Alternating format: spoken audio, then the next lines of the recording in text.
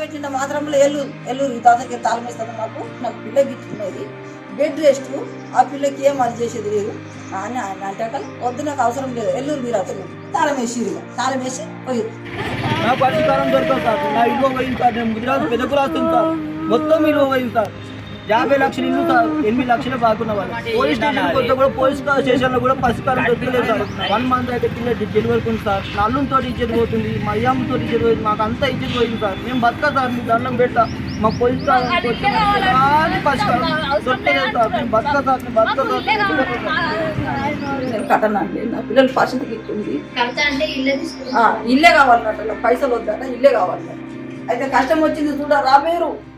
ఇంటి లోన్ కడతామని చెప్పినా వినకుండా తమను ఇంట్లో నుంచి బయటకు పంపించి ఇంటికి తాళం వేశారని ఈ కుటుంబ సభ్యులు చెబుతున్నారు.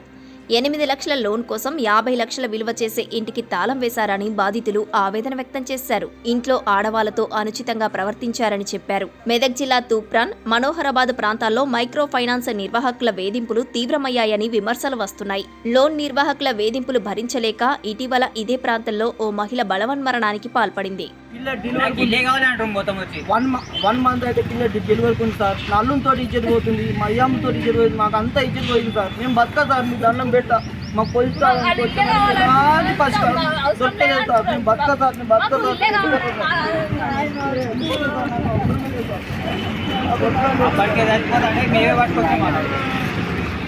కుటుంబ సభ్యుల అనారోగ్య పరిస్థితుల కారణంగా గడిచిన 7 నెలలుగా వాయిదాలు చెల్లించలేదని, ఇప్పుడు డబ్బులు ఉన్నాయి, కడతామని చెప్పినా వినకుండా ఇంటిని సీజ్ చేశారని తూప్రాన్ మండలం యావాపూర్ గ్రామానికి చెందిన స్వామి తెలిపారు. గ్రామంలో తాను కులపెద్దనని, ఇంటికి తాళం వేయడంతో పరువు పోయిందని వాపోతున్నాడు.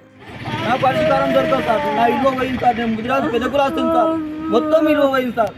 50 లక్షలు ఇల్లు సార్. 8 లక్షలు బాగున్న వాళ్ళకు 8 లక్షలు మొత్తం పోయింది సార్.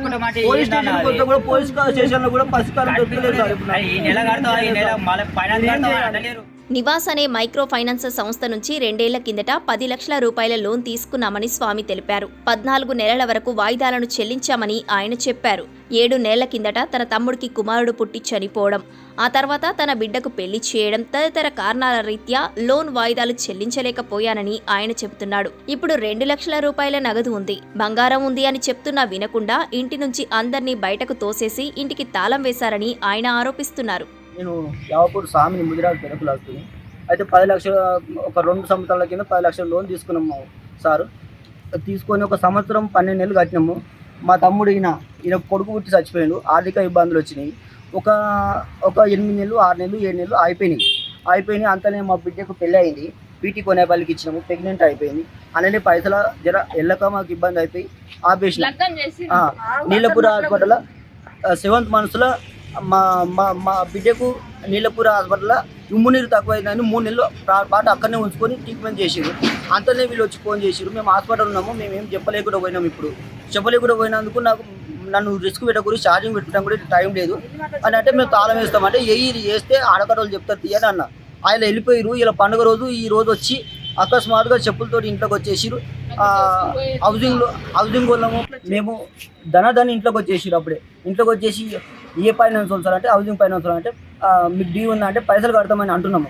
పైసలు కడతామని పైసలు తీసి పెట్టినా. మాకు పైసలు ఎందుకు రా భయ, మేము సిలే చేసుకుంటాము అని నువ్వు ఇంటికి వెళ్ళు, సామాన్ తీసుకొని వెళ్ళు అని అనవగల మా భార్య నేను బాధపడుకుంటే అయితే బయటకు వెళ్ళాను.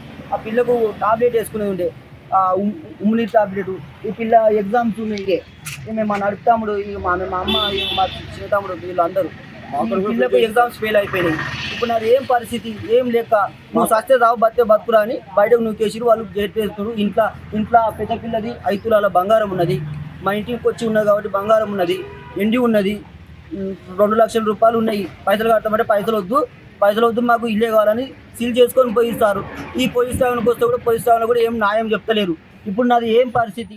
తమ కుటుంబం ఆడపడుచులు రోడ్డున పడ్డారని స్వామి తల్లి ఆవేదన వ్యక్తం చేశారు. చెప్పులతోనే ఇంట్లోకి వచ్చి నోటికి వచ్చినట్టు ఇష్టానుసారంగా బూతులు తిడుతూ అవమానించారని ఆరోపించారు. తాను 10వ తరగతి చదువుతున్నానని, ఇంట్లో నుంచి పుస్తకాలు తెచ్చుకుంటానని చెప్పినా వినలేదని ఈ బాలిక ఆరోపిస్తోంది. నేను కట్టనండి. నా పిల్లల పరిస్థితికి ఇట్లుంది. ఇల్లే కావాలన్నట్టు, పైసలు వద్దట, ఇల్లే కావాలన్నట్టు. ఎందుకంటే ఇద్దరికి బాధను వచ్చింది. ఆయన కొడుకు తప్పి ఆయన గాంధీలో ఉండి పెళ్ళాము, ఇంకా కూడా సైరకు రాలేదు. అయితే కష్టం వచ్చింది చూడ రాబేరు. అనగానే అయితే ఇక ఏం చెప్పిరో ఊరలంతా పోయిరు. పోయినాక అక్కడ ఎవరు లేరు, మేము ఉన్నోళ్ళం అంతా దాగన్నాం. ఇక మళ్ళీ ఇలా చెప్పకుండా వచ్చిర్రు. చెప్పకుండా నేను బాసన్లుగా బయట వేసుకున్నా. బాసన్ బయట వేసుకున్నా, వాడు ఇంట్లోకి చాయ్ పిల్లకి పాలు కాబెడుతున్నాను. కాబెట్టిన మాత్రంలో ఎల్లురు ఈ తాతకి తాళం వేస్తుంది మాకు, అది అడిగేందో మొదటి నుంచి వచ్చింది, అది నుంచి వచ్చిందంటే అయ్యా మేము కట్టుకోవడం నెలకు నాకు పిల్ల గిట్లు ఉన్నది, బెడ్ రెస్ట్, ఆ పిల్లకి ఏం అది చేసేది లేదు అని ఆయన అంటే వద్దు, నాకు అవసరం లేదు, ఎల్లురు మీరు అవుతుంది. మొత్తం ఇంట్లో చెప్పుకాలతో వచ్చిరాయ్యా, ఇంట్లోకి చెప్పుకాలతో ఎవరైనా ఇంట్లోకి పోతారా, చెప్పుకాలతో వచ్చారు. ఇక అనగా మేము అతనికి వెళ్ళాం. తాళం వేసిరు, ఇక తాళం వేసి పోయి మీరు మేము అంతా ఫోన్ చేస్తే మీరు వచ్చేదాకా ఉండు అని అంటే ఉండమని ముగ్గు దెంకపోయినా ఊళ్ళకెళ్ళి పోయినట్టు ఊరు అతనికి పోయారు. ఆఖరికి 4-5 ఆపేసిరు మా పొరాన్ని. పేరు కొత్త శిరీష. ఇప్పుడు 10th క్లాస్ నేను. ఇప్పుడు ఎగ్జామ్స్ టైం ఇంకా హాఫ్ అన్ అవర్లో. ఇప్పుడు బుక్స్ తీసుకుందాం, ఎగ్జామ్స్ రాద్దామన్నా అని బయటికి పంపించేసిరు. బుక్స్ ఏమొద్దు అనుకుంటా. ఇప్పుడు మేము ఏం చేయాలి? ఇప్పుడు నాకు ఎగ్జామ్స్ టైము, నేను ఎట్లా? ఇప్పుడు 10th class, pre final 2 girls high school JHS. ఇప్పుడు నేను ఏం చేయాలి? ఇప్పుడు ఎగ్జామ్స్ టైం హాఫ్ అన్ అవర్లో ఎగ్జామ్ రాయాలి. పోలీస్ స్టేషన్లో ఫిర్యాదు చేసినా పట్టించుకోవడం లేదని స్వామి ఆరోపించారు. తమకు న్యాయం చేయాలని కోరుతున్నారు. పండుగ రోజు తమ కుటుంబాన్ని రోడ్డున పడేశారని ఆవేదన వ్యక్తం చేశాడు.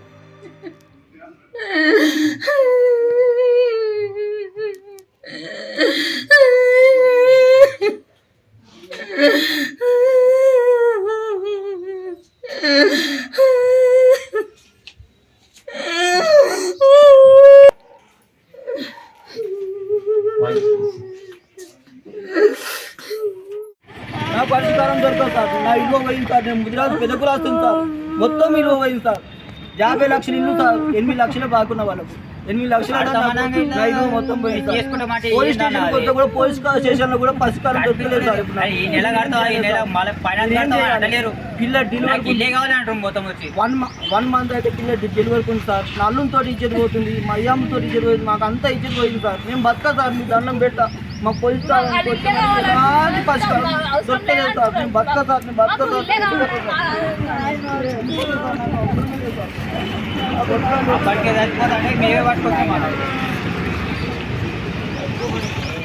కాబట్టిన మాత్రంలో ఎల్లురు ఈ తాతకి తాళం వేస్తుంది మాకు, నాకు పిల్ల గిట్లు ఉన్నది, బెడ్ రెస్ట్, ఆ పిల్లకి ఏం అది చేసేది లేదు అని ఆయన అంటే వద్దు, నాకు అవసరం లేదు, ఎల్లురు మీరు అవుతుంది.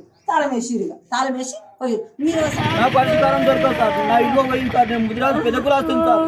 మొత్తం ఇల్లు పోయింది సార్. 50 లక్షల ఇల్లు సార్. 8 లక్షలు బాగున్న వాళ్ళు. పోలీస్ స్టేషన్ కొత్త కూడా పోలీస్ స్టేషన్ లో కూడా పరిష్కారం దొరకలేదు సార్. 1 మంత్ అయితే పిల్ల డెలివరీ ఉంది సార్. నా అల్లుతో ఇచ్చేది పోతుంది, మా అయ్యమ్మతో ఇచ్చేది పోతుంది, మాకు అంతా ఇచ్చేది పోయింది సార్. మేము బతక సార్, మీ దండం పెట్టా, మాకు పోలీస్ పరిష్కారం దొరకలేదు సార్. మేము బతక సార్, మేము బతక కట్టనండి. నా పిల్లల పరిస్థితికి ఇట్లుంది. ఇల్లే కావాలన్నట్టు, పైసలు వద్దట, ఇల్లే కావాలన్నట్టు. అయితే కష్టం వచ్చింది చూడరా మీరు.